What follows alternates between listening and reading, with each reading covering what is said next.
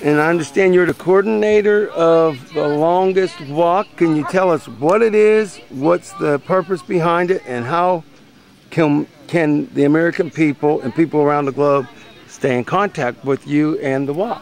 Learn more about it. Yes, first of all, it's called the Longest Walk 2. It's a commemoration of a walk that took place in 1978 when there was an attempt by Congress or various people in Congress to abrogate and terminate the Indian treaties and the whole federal relationship that Native people have with the United States government. In 1978, it brought over 30,000 people together in Washington, D.C. when they arrived in Washington, D.C. 5.5 months later.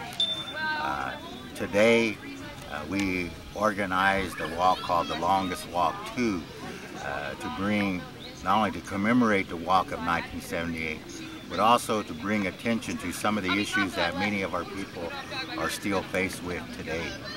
And a lot of the issues that we're looking at today are centered around the environment, a lack of respect for the environment, a lack of protection for the environment.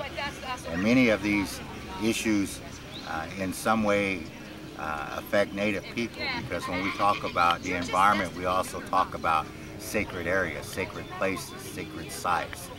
And for Native people, these areas are under threat by development. So for a lot of our people, these are very crucial for the survival and the continued practice of tradition, customs, and their culture and a way of life.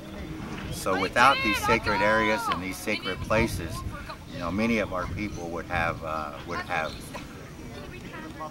and continue to fade away into this dominant society that don't understand, you know, maybe what Native people's existence, what their philosophy of life is about. And for me, as a Native person, our way of life, our philosophy of life, is just as valid as any other ideology or philosophy in life today, but it's not recognized.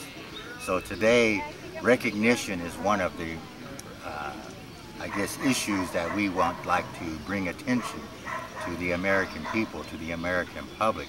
And one way to do this is to bring attention to the issue of sacred sites, sacred places, but more importantly, the issues that Native people are still facing today.